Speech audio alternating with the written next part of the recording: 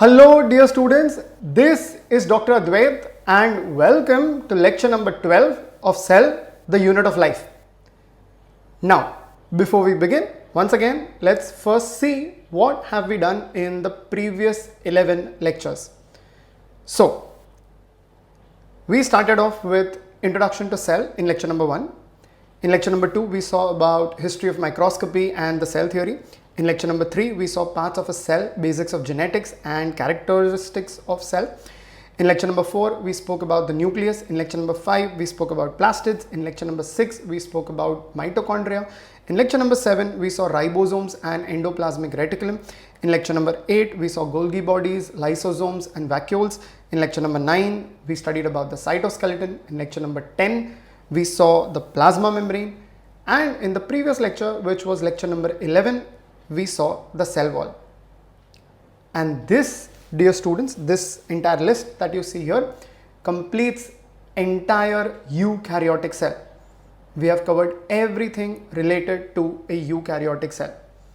So eukaryotic cell, all eukaryotic cells will have protoplasm, and a few of them like plant cells and fungi may also have cell wall. As far as protoplasm is concerned, we have seen everything about the nucleus, everything about all the organelles, and we have seen the fluid mosaic model of the plasma membrane as well. When we were doing the plasma membrane, I had told you that all organic membranes in all living organisms, including prokaryotes and as well as eukaryotes, is going to be a phospholipid bilayer, which is based on the fluid mosaic model. So eukaryotic cell is now completely done. And without wasting any more time, children, let's start today's lecture. So today's lecture is going to be completely on the prokaryotic cell. Before we talk about the prokaryotic cell, I quickly want to revise something that we had done way back in lecture number 3. So in lecture number 3, we had seen that this was a plant cell, this was a plant cell, and on that side what you can see is a bacterial cell. And I had explained to you that the plant cell is a type of a eukaryotic cell and the bacterial cell is a prokaryotic cell. And at this point, we had done the distinction between their genetic material and how it was going to be compressed. So we saw that eukaryotic cells have a true organized nucleus, whereas prokaryotic cells do not have a true organized nucleus. They have an area where their genetic material within the cytoplasm is located, which is called as the nucleoid. So there is a true organized nucleus in a eukaryotic cell, whereas there is a nucleoid in the case of a prokaryotic cell. We also saw that nuclear membrane is present in a eukaryotic cell and it is absent in the case of a prokaryotic cell. Because of that, the nucleoplasm is always differentiated from the cytoplasm in the case of a eukaryotic cell. Whereas in the case of a prokaryotic cell, the nucleoplasm appears to be continuous with the cytoplasm. The eukaryotic cell will always contain more than one chromosomes, whereas a prokaryotic cell will always contain only one chromosome, which, as I told you, is also called as the nucleoid. At the same time, the eukaryotic cell shows the presence of linear DNA. The prokaryotic cell shows the presence of circular DNA. Eukaryotic cells show nucleolus, whereas prokaryotic cells do not contain the nucleolus. So this, what you're seeing here, is nothing new. We have done all of this when we were doing lecture number 3 way back. So before we start studying the prokaryotic cell today, it is essential that you know this first. So with this in mind, let's quickly see what the NCERT has to say about the prokaryotic cell. So the NCERT says that the prokaryotic cell has no well-defined nucleus. The genetic material is basically naked, not enveloped by a nuclear membrane. The fluid matrix filling the cells is the cytoplasm.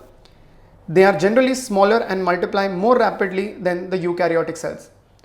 All of this we had done way back when we were doing lecture 3. So this is not new information. You already know this from before. Also, they vary greatly in size and shape, as you will see in the next few slides. So as of right now, just remember that prokaryotic cells can vary greatly in their size and structure. In fact, the smallest cells on the planet, which are called mycoplasma, are a type of prokaryotic cell. So we will see that in subsequent slides. The organization of all the different types of prokaryotic cells is fundamentally similar, even though they exhibit a wide variety of shape and functions. So you will see that there are many types of prokaryotic cells. We will see that in the very next slide, that there are many types of prokaryotic cells. These prokaryotic cells have different shape, they have different functions, but still fundamentally they are the same. And what do I mean by they are the same? They are all going to be without a nuclear membrane. They will all only have one chromosome. Membrane bound cell organelles are going to be absent. So that is the similarity between all of these prokaryotic cells. All prokaryotes have a cell wall as well, except the smallest one, about which I just mentioned 5 minutes back, which is called as mycoplasma. So mycoplasma do not have a cell wall, but other than that, all the other prokaryotes have a rigid cell wall which give them a definite shape. So which are the types of prokaryotic cells? Generally speaking, there are 3 types of prokaryotic cells. You have the bacteria, which are of various types. You have the blue-green algae, which are actually not algae at all. Algae is a type of single-celled plant. Algae is a eukaryotic cell. Whereas these, which are wrongly called as algae or blue-green algae, are actually called as cyanobacteria. And then you are going to have mycoplasma and PPLO. So you have PPLO, which is pleuropneumonia-like organism, and we will be studying these as well in the subsequent slides. So abhi ke liye what you need to know is that the prokaryotic cells can be of various types, various shapes, various forms, various functions, but they all basically are without a proper nucleus. They do not have a nuclear membrane. Nucleoplasm is continuous with cytoplasm. Membrane bound cell organelles are absent, and they all will have a cell wall, a rigid cell wall, giving them a definite shape except mycoplasma. So they are of 3 main types, as you can see here: the bacteria, the cyanobacteria or the blue-green algae, and the mycoplasma. So let's see each one of them in a little bit detail. Starting off with the bacteria. So as you can see, bacteria are going to be of various shapes, as you can see in the slide next to me right here. So the first category is going to be the spherical, also called as coccus. Now they may be single, as in monococcus. They may be in groups of 2 or pairs of 2, where you will call them as diplococcus. They may be in groups of 4, where you will call them as tetracoccus. They may be stacked one on top of the other in the form of a bundle, as you can see here, which is called sarcina. So sarcina basically means a bundle. So they may be in a bundle, which is called sarcina. They may be like a bunch of grapes. Bunch of grapes in Latin is called as staphylos. So staphylococcus basically means cocci, which are together like a bunch of grapes. At the same time, you are going to have the last one here, which is streptococcus. The word strepto means a twisted chain, So you have monococcus, single, diplococcus, double in pairs, tetracoccus in groups of 4. You have sarcina, which means bundled together one on top of the other. You have staphylococcus, which means like a bunch of grapes, clusters, and then finally you have streptococcus, where strepto means a twisted chain. So these were all the various forms of bacteria which was spherical. Again, this shape is provided to them by their cell wall, which is rigid. It is rigid because it is made up of a special material called peptidoglycans. We will be doing that in the next 10 to 15 minutes. So that, dear children, is the spherical type of bacteria. Now moving on to bacteria which are rod shaped, as you can see next to it. Rod shaped bacteria are also called bacillus. So coccus is singular, cocci is plural for spherical bacteria. Bacillus is singular, bacilli is plural for rod shaped bacteria. These rod shaped bacteria can be single, where they will simply be called as bacillus. They can be in groups of 2, where they can be called as diplobacillus or diplobacilli. They can be in a chain just like the spherical ones, and that twisted chain here will be called as a streptobacilli. So streptococci means a chain of coccus, and streptobacilli means a chain of bacillus or bacilli. Lastly, the bacilli can also be arranged like a fence, like a wooden fence, if you have seen. So wooden fence basically has these spikes in the ground, and they're one after the other. Since this appears to be like that, it is called as palisade. Palisade is another English word for fence. So bacilli can be just bacilli when they are single. They can be diplobacilli when they are going to be in groups of 2. They can be streptobacilli when they form an entire chain, and they can be called as palisade bacilli when they are in the form of a fence-like structure right next to each other along their longitudinal axis. That brings us to the third category, which are going to be the curved bacteria. The curved bacteria which are going to have a curvaceous shape. So this includes 3 main categories. You are going to have Vibrio, you are going to have Spirali, and you are going to have Spirochetes. Vibrio are basically the ones which are comma shaped. So Vibrio is comma shaped. Spirali, as you can see in the diagram here, are the ones which are spiral and they do not change their shape. They are always spiral. The one below that is also spiral but has the ability to change a little bit of its shape. So those ones are called as Spirochetes. So the difference between Spirali and Spirochetes is basically membrane flexibility. The Spirali are going to be fixed, whereas the Spirochetes will be able to change their shape slightly. So this, dear students, what you see here are the various forms of shapes of the bacteria. Let's have a look at it once again. So this slide here is showing you all the cocci again. So you have diplococci which are in groups of 2, you have streptococci which are in the form of a chain, you have these tetracocci which are in groups of 4, you have sarciniae which are going to be basically stacked on top of each other, and you are going to have staphylococcus which looks like a bunch of grapes. So these are all the various cocci. We can also see the various bacilli where you have single bacilli in this picture. You have them in groups of 2 as you can see here. So these are diplobacilli.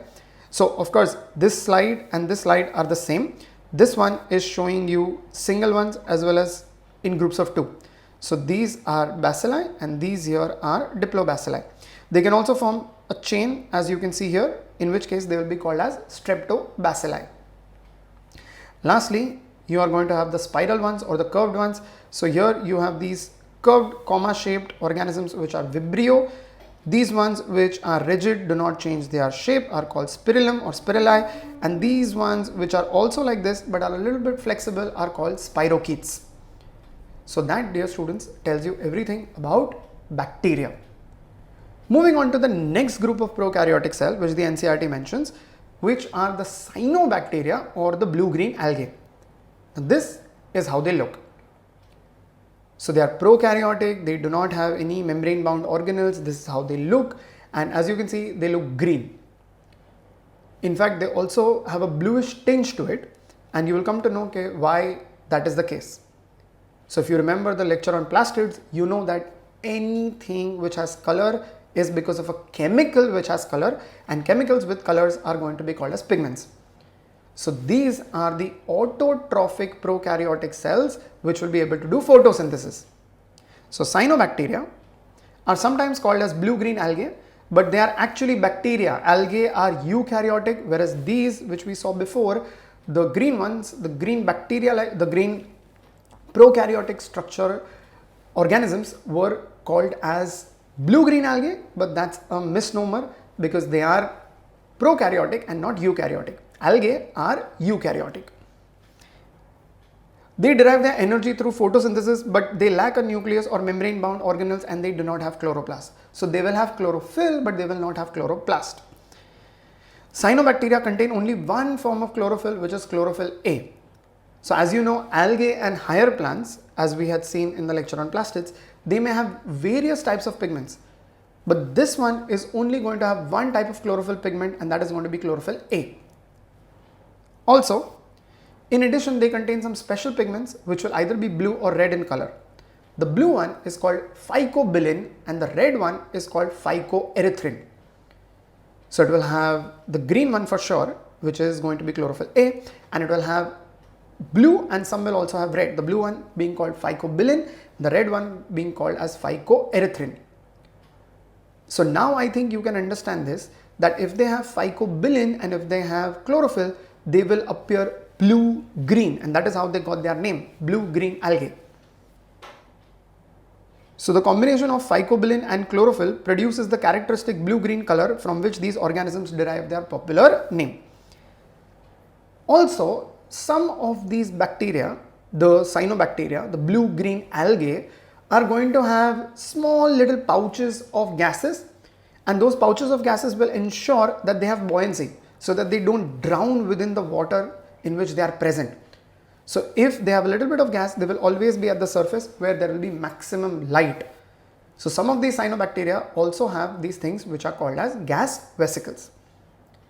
So that, dear students, was everything that you need to currently know about cyanobacteria.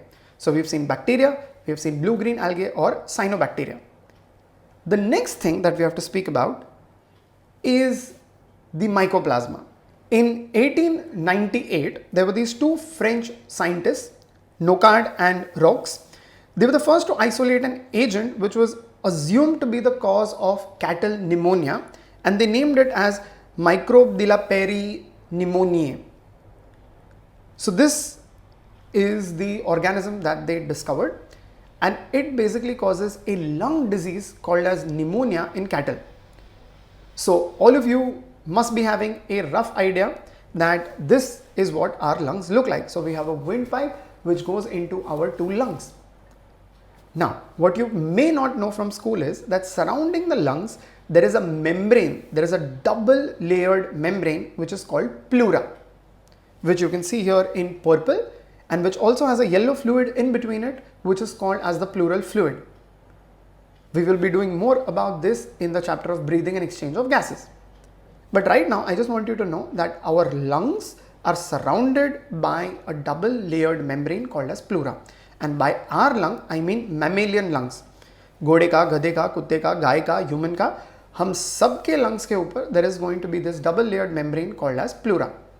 So to show you another picture of this, you can see that we have our lungs, and as you can see in this picture, there is an outer membrane and there is an inner membrane, and that is called as pleura. So if that layer pleura and the underlying lung, uske niche jo lung ka tissue hai, if it gets infected, then the disease is called as pneumonia. So pleuropneumonia basically means a disease of the lungs in which the pleura, outer membrane, is also involved. So there were these two French scientists whom we spoke about, and they were basically researching why cows were having pneumonia. And when the cows died because of this lung disease, they found that it was affecting the pleura as well as the lungs, so it was given the name pleuropneumonia. They were trying to figure out what was the cause of this, and they detected that tiny little organism which they called as the pleuropneumonia causing organism. So that is the funda behind what is pleuropneumonia. So let's come back to mycoplasma. So in 1898, Nocard and Roux were the first to isolate an agent assumed to be the cause of cattle pneumonia and named it as microbe de la pneumoniae. Microorganisms from other sources, other animals which are having pneumonia, having properties similar to the pleuropneumonia organism of cattle. So they didn't know what it was. So they simply called it as pleuropneumonia organism of cattle. Soon came to be known as pleuropneumonia-like organisms. So from cattle, from these other domestic animals, they found that there was some organism which they were not able to classify properly, which was causing this pleuropneumonia. So they simply called it as pleuropneumonia-like organism. PPLO, pleuropneumonia-like organism. Their true nature was unknown. Many of these PPLOs were later proven to be the cause of pneumonia in several other animals. And sometimes in the 1950s, they were renamed to mycoplasma. So mycoplasma and PPLO are basically the same thing. PPLO are different organisms, and collectively this group, which is going to be causing pleuropneumonia and is made up of extremely tiny organisms, was given the name mycoplasma. So I hope mycoplasma and PPLO is now clear to you that what are these organisms. Okay. So mycoplasmal bacteria have been found in the pleural cavities of cattle suffering from pleuropneumonia. These organisms are often called as MLO, mycoplasma-like organisms, or they are called as PPLO, pleuropneumonia-like organisms. Like I told you, as of today, the actual name we use is mycoplasma. The category of animals or these category of organisms are called as mycoplasma. So PPLO is pleuropneumonia like organisms, various organisms which can cause pleural pneumonia in lower animals and in cattle, and these as of today are called mycoplasma. Mycoplasma are considered to be the smallest living organism capable of independent growth and reproduction. So mycoplasma are the smallest organisms that we know who can independently divide by using their own metabolism. Viruses are smaller than mycoplasma, but viruses do not show metabolism. So if somebody was to ask you which is the smallest living organism, the smallest living cell, the answer to that is mycoplasma. Mycoplasma show important characteristics as we will now see. The first one is they lack a nucleus and other membrane bound organelles. That is why they are called as prokaryote. Their genetic material is single naked DNA, of course nucleoid, that is why they are called as prokaryotic cells. Ribosomes are of the 70S type, which we have discussed when we were discussing ribosomes. In eukaryotic cell, the ribosome are 80S type, and in prokaryotic cell, the ribosomes are 70S type. Mycoplasma, being a prokaryote, will have 70S ribosomes. The important feature is that this is the only group out of the three categories under prokaryotes. So prokaryotes had bacteria, it had cyanobacteria or blue-green algae, and it had mycoplasma and similar organisms, PPLOs. So this mycoplasma is the only group in prokaryotes which does not have a cell wall. So cell wall is absent and plasma membrane forms the outermost boundary. Due to the absence of a rigid cell wall, these organisms can change their shape. So they can be anything from cocos to a little oblong to even a little bit more cylindrical. So they don't have a definite shape. So they can change into a broad range of shapes from round to oblong. Therefore, like bacteria, you cannot put them under rods, cocos, bacillus, or spiral bacteria. So you cannot put them into these categories because they do not have a cell wall. So this is everything that you need to know about mycoplasma. So I hope that this little introduction was now clear to everybody as to prokaryotes includes bacteria, it includes cyanobacteria, and it includes the mycoplasma. Great. So here now you see a plant cell. At the same time below it you see an animal cell. Both of these are eukaryotic cells. If I place a prokaryotic cell next to it, like this bacteria, you will notice that it is extremely small. In fact, it would be even smaller than this. The reason why I have shown it a little big is because otherwise you will not be able to see it at all. But in real life, if this is a plant cell and if this is an animal cell, and if I was to place a bacterial cell next to it, the bacterial cell would be extremely tiny. So let's just enlarge the bacterial cell. When we were studying the eukaryotic cell, we went from inside to outside. As in, the first thing I explained to you was everything related to the nucleus. Then we moved on to all the organelles in the cytoplasm. Then we moved on to the plasma membrane, and then we did the cell wall.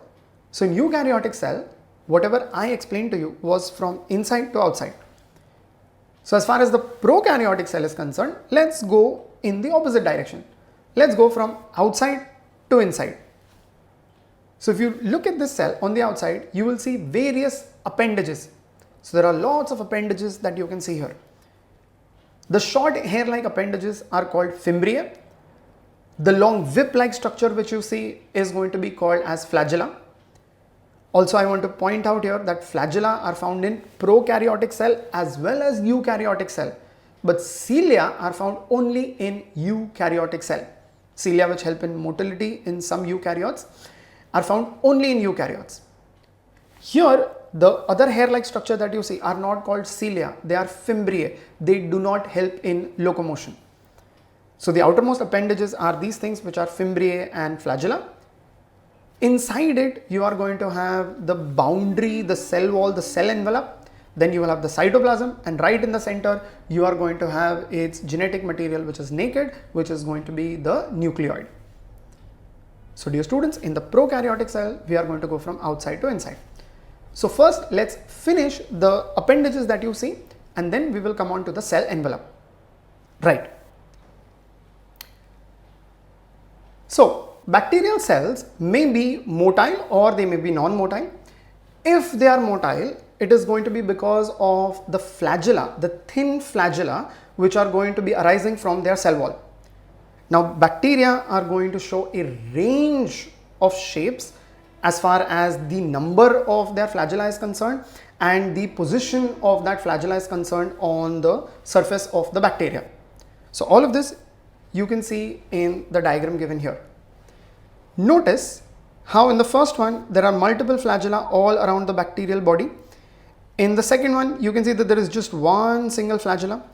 In the third one you will notice that there is a cluster of flagella but only at one end, and here in this one you will see that there are flagella but at opposite ends of the bacteria. So the bacterial cells will show a wide variety in terms of the number of flagella and the distribution of the flagella on its surface. So let's have a look at the structure of the flagella. Now the prokaryotic flagella is quite different from a eukaryotic flagella. How so? The bacterial flagella is composed of three parts.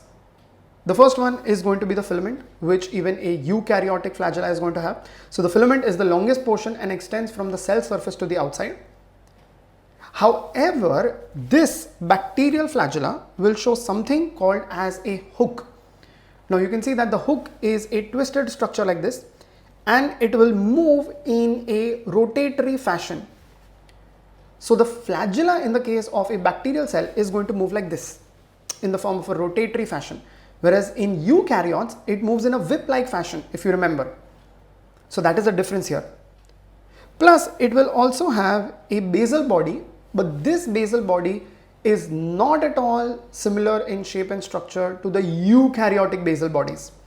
This is extremely different. It has no structure which is comparable to eukaryotic cell. So here you can see that the basal body has these two discs or these two rings which are embedded within the membrane. So as far as NCERT is concerned, it says that the flagella in the case of a bacteria is composed of a filament, it is composed of a hook, and it is going to be composed of a basal body. In this case, you can see that there are these two discs which are present in the basal body. Great. That's all you need to know about the bacterial flagella and how it is different from a eukaryotic flagella. Also remember that the bacterial cells or the prokaryotes do not have any kind of cilia, whereas in the case of eukaryotes, you do have cilia. Right, moving on. Besides flagella, there are certain other structures which a prokaryotic cell may have, which are called as pili, or they may be called as fimbriae. So besides flagella, pili and fimbriae are also surface structures of the bacteria, but do not play a role in motility. So they do not help in movement. So the only thing which can help a bacteria or a prokaryotic cell to move is the flagella, which we just discussed. Now, the fimbriae are small bristle-like fibers sprouting out of the cell, which you can see here. So notice that in this structure, whatever are these yellow fibers that you see here, these are called as fimbriae. And the main function of fimbriae is to help in attachment. So if you notice here, this is a big intestinal cell. This thing is an intestinal cell. And these are pathogenic disease causing bacteria called E. coli. So ये तुम्हारे बड़ा सा animal cell है, eukaryotic cell, तुम्हारे intestine का cell, and these are E. coli bacteria. These E. coli bacteria are sticking to this cell, and that sticking is happening because of the fimbriae. So I can say that in some bacteria, the fimbriae are known to help attach the bacteria to rocks in streams and also to the host tissues. Now, the second thing that it may have, which does not help in motility, is the pili. Singular is pilus. So the pili are elongated tubular structure. So they are not fibrous, they are tubular. So they are going to look like a fiber, but it's a tube, it will have a lumen. So they are special tubular structures made up of special proteins in bacteria, and here you can see a pilus between these two bacteria. Now remember that in the tube that you see here, there is going to be a lumen, which means that the bacteria can pass material from here to here or here to here. So bacterial cells in this diagram show conjugation coming together with the help of this pilus so that they can transfer material between the cells. So the appendages in the case of the prokaryotic cells can be flagella for motility, fimbriae for attachment, and pili, which are going to be tubular structure for exchange of material. The prokaryotic cells, like I said, do not have cilia. Great.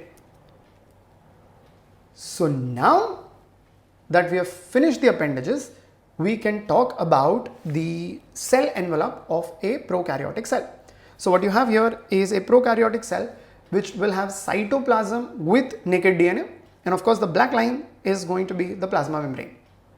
So it definitely has a plasma membrane, and like I said, it is exactly like the eukaryotic plasma membrane. It's a phospholipid bilayer. So nothing new here. The plasma membrane of a prokaryotic cell is exactly same as that of a eukaryotic cell. Now, outside it, other than mycoplasma, all prokaryotic cells are going to have a cell wall. And this cell wall, as we will study in the next 10 minutes, can be of two types. It can either be gram positive or it can be gram negative. The prokaryotic cells outside of this cell wall, what you see here in the orange color, can also have something called as the glycocalyx.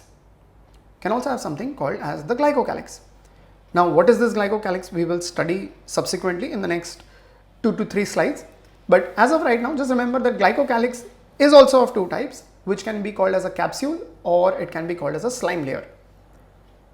So notice how the prokaryotic cell will have a black line, which you see here, which is the plasma membrane, surrounded by the brown colored thing, which is going to be the cell wall, outside which you are going to have the orange color thing, which is going to be called as the glycocalyx. All three of them, dear students, is going to be called as the cell envelope. All three of them together are going to be called as the cell envelope. So if somebody asks you what is the cell envelope, it is the triple layered structure which you find in a prokaryotic cell. From outside to inside, it comprises of the glycocalyx, the cell wall, and the plasma membrane. So the cell envelope is a chemically complex structure. It is a tightly bound 3-layered structure, and each layer performs distinct function. हर एक का काम अलग है, but सबका साथ में मिलके एक ही काम है कि ये सेल की रक्षा करो. So each layer performs distinct function, but together they can act as a single protective unit. So all three of them, from outside to inside, we are going to see step by step. As I said, there is no need to discuss plasma membrane because it is the same across all the living things. It is going to be a phospholipid bilayer. So first let's see the glycocalyx and then we shall proceed with the cell wall. Right. So the glycocalyx is also of two types. As I just said, it can be a capsule or it can be a slime layer. Now both of them are made up of polysaccharides. Whether it's a capsule or whether it's a slime layer, both of them are made up of polysaccharides. However, the capsule is a thick layer whereas the slime layer is a thin layer. The capsule is well organized. The polysaccharides are stacked properly and they are extremely dense, whereas in the slime layer it is not organized at all. The capsule will be tightly packed layers one after the other, whereas in the slime layer all the layers are loosely packed. So the capsule has the main function of protecting the bacteria against phagocytosis. We have done phagocytosis before. If some cell tries to eat this bacteria and it has a capsule, the capsule will protect it from that phagocytic action. At the same time, the slime layer, as you can now imagine, slime, chip-chippa, loose layer, the main function is adherence. It will help the bacteria to stick to something, either to stick to each other or to stick to the host cell. Of course, since the slime layer will also be chip-chippa, slimy, watery, it will prevent desiccation of the bacteria. It will not allow the bacteria to dry up. The word desiccate means to dry up, so it will prevent desiccation. So the slime layer protects against desiccation and will help in attachment. So once again, let's just see this glycocalyx. The first picture you see here is the yellow bacteria, the orange bacteria, surrounded by the dark orange, tightly packed, dense capsule. And what you see here in the next image is going to be the same orange colored type of bacteria with those green fibrous layers, which is also going to be made up of polysaccharide but not densely packed. So that is going to be called as the slime layer. Once again, if we were to see the differences, both of them are made up of polysaccharides. Capsule is thicker, more tightly, densely organized and packed together in multiple layers. Whereas in the case of a slime layer, it's a thin layer, it's an unorganized layer and it is loosely packed. The capsule protects against phagocytosis, whereas the slime layer is going to help protect against desiccation and will help in attachment of the bacteria to various things, including the host cell. So that finishes everything that you need to know about the glycocalyx. So now we move on to the next thing, which is going to be the layer inner to it, which is the cell wall. Now what does the NCERT say about the cell wall? It says that the cell wall, which is rigid, determines the shape of the cell. It provides a strong structural support to prevent the bacteria from either expanding or collapsing. So if for some reason a lot of water enters into the bacteria and the bacterial cell starts to expand, it will not burst because उस cell protoplasm के बाहर जो cell wall है is rigid. It will not allow it to stretch. Now, bacteria can be classified into two groups based on what are going to be the differences in the properties of their cell wall or their cell envelope. So there was this scientist whose name was Hans Christian Gram. He developed a technique to color these bacteria so that you can see them in the microscope. So if the bacteria was able to absorb the Gram stain, the color, the stain which Christian Gram had prepared, they would be called as Gram positive. They would be called as Gram positive. If they didn't absorb the color, they would be called as Gram negative. So the stain which he developed was called as Christian violet, of course following his name. So it was a violet color, and the Gram positive bacteria in the microscope would appear blue or violet. The Gram negative ones would appear reddish. So if you were to use Gram staining, the method that he developed, Christian Gram, the Gram positive bacteria would look like this, bluish or violet. The Gram negative bacteria on the other hand would appear like this, reddish or pinkish. So now why did they have these different staining properties, and why was it important to know that what is Gram positive and Gram negative? Please remember the staining properties, whether the cell will absorb the color or not absorb the color, will depend upon the cell wall. Also, the cell wall will determine that as a doctor, if I am giving you medicine, will that medicine be absorbed by the bacterial cell, and then the medicine, the toxin, will it be able to kill the bacteria? So as a doctor, why is this important? Because whether it is Gram positive or Gram negative depends upon the cell envelope, and the cell envelope is going to decide whether antibiotics, medicine can enter inside or no.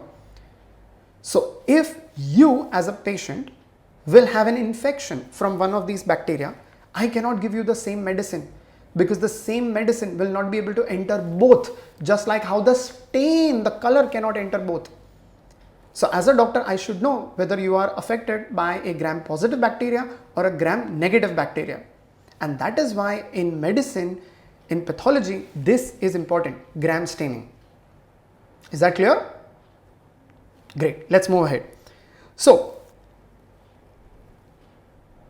the next thing that we have to now do is a little bit of chemistry about how the cell wall of a bacteria is made. So bacterial cell wall is usually made up of polysaccharides. Now how are these polysaccharides and proteins arranged? So in this diagram here, you can see that one of these spheres I have labeled as N-acetyl muramic acid, and the other one is N-acetyl glucosamine. Now both of these are carbohydrate subunits. As we have seen in just the last lecture, this is a subunit, subunit, subunit, subunit joining together to form this thing, which is going to be a polymer. So this is a polymer made up of N-acetyl muramic acid and N-acetyl glucosamine. This is called as a glycan chain. So what is a glycan chain? Alternating subunits of NAG, N-acetyl glucosamine, and NAM, that is N-acetyl muramic acid. They are alternating subunits will form a chain, and that chain, dear students, is called glycan chains. Notice how the two glycan chains, the one above and one below, notice how the two glycan chains in this picture are joined together by these peptide chains, protein chains, these ones. So these are amino acids which are joined together by peptide linkage. So this is protein. So this is carbohydrate, glycan, carbohydrate, and this what you see here is protein, And this, dear student, is going to be called peptidoglycans. This, dear students, is called peptidoglycans. So what are peptidoglycans? They are a unique rigid molecule found only in bacteria. So peptidoglycans are rigid molecules which are unique to bacteria, and they can be stacked one on top of the other, they can be linked together, and they can form structures like this. Bacterial cell walls are made up of peptidoglycans. I hope you have understood what is a peptidoglycan. You don't need to know the detailed chemistry. Even if you understood that peptidoglycans are glycan chains linked together by protein or peptide linkages, that is fine. That's enough at your level. Okay, just so that there is more clarity now, have a look at this diagram. This is a gram-positive bacteria. In this case, it's a bacillus. And you can see we have cut open, and the orange part here is the plasma membrane, and above it you have the cell wall. So you can see that this is the plasma membrane phospholipid bilayer as we have seen before, and this here what you see is its cell wall made up of peptidoglycans. Now all these peptidoglycans are layers one on top of the other. All of them, notice that they are anchored to the plasma membrane, cell membrane, and that anchoring is done by lipotecoic acid. So lipotecoic acid is going to take all the peptidoglycans which are in the cell wall and connect it niche to the plasma membrane. This is the plasma membrane. This is the cell wall of a prokaryotic gram-positive bacteria. Just to drill this into your brain now, notice that this is that polysaccharide made up of NAG, NAM, NAG, NAM. So N-acetyl glucosamine and N-acetyl muramic acid. Notice that if we take many of them, the N-acetyl muramic acid subunits, the N-acetyl muramic acid subunits, the N-acetyl muramic acid subunits are connected to each other with the help of these peptide linkages. And that, dear students, is called as peptidoglycans. Now have a look at this.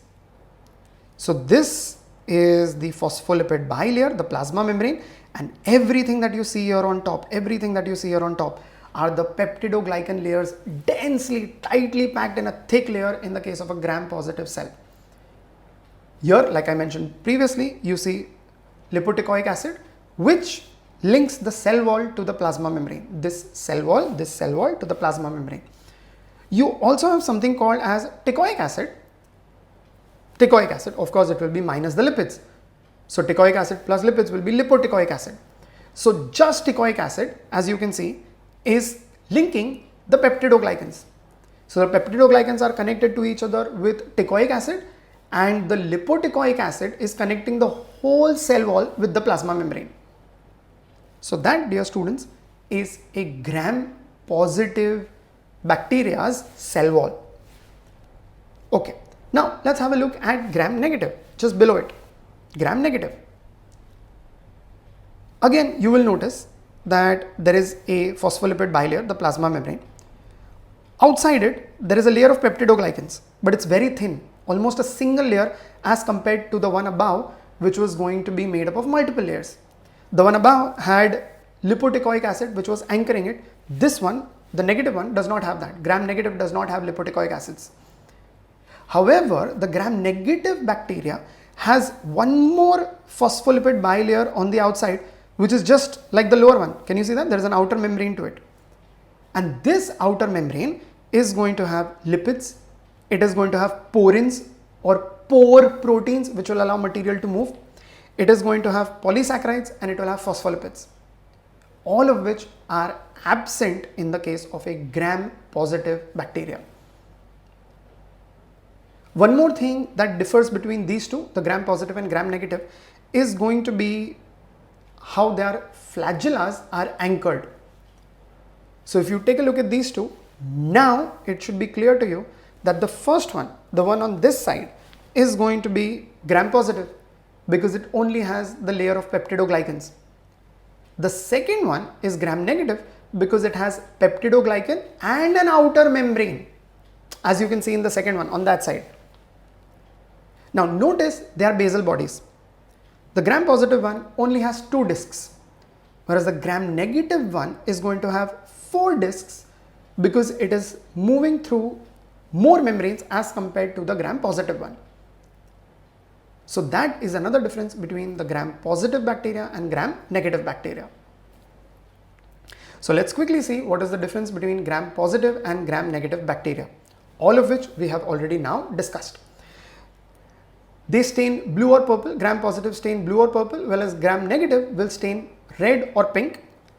The cell wall is thick in the case of gram-positive. The peptidoglycan layer is very thick, about 20 to 30 nanometers, which is about 8 to 12 in the case of a gram-negative bacteria.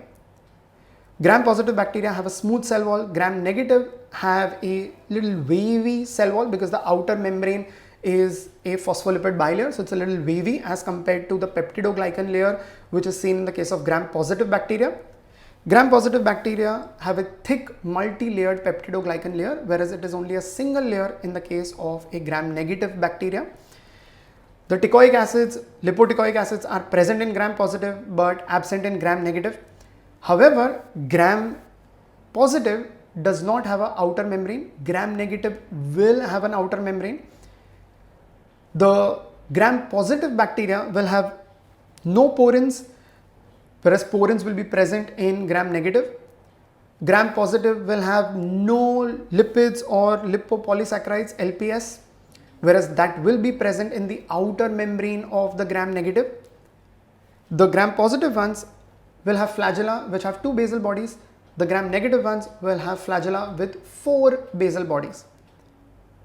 And now the thing I was telling you before, that both of these are susceptible to different kinds of antibiotics.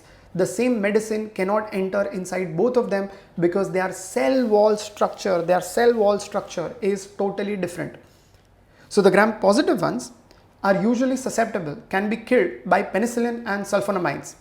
So antibiotics like penicillins and sulfonamides can kill the gram-positive bacteria, whereas the gram-negative bacteria are susceptible to streptomycin and tetracyclines. So these are the drugs that can kill the respective types of bacteria. So as a doctor, it's important for me to know whether you are affected or you are suffering from gram-positive bacteria or gram-negative, because the medicine I will give will change accordingly, as you can see in the last point here.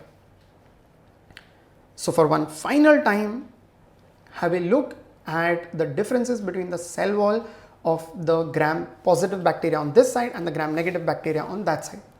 So here you can see that there is the plasma membrane, and on top of it there is going to be a thick layer of peptidoglycans anchored to the plasma membrane by lipoteichoic acid and anchored to each other by teichoic acids.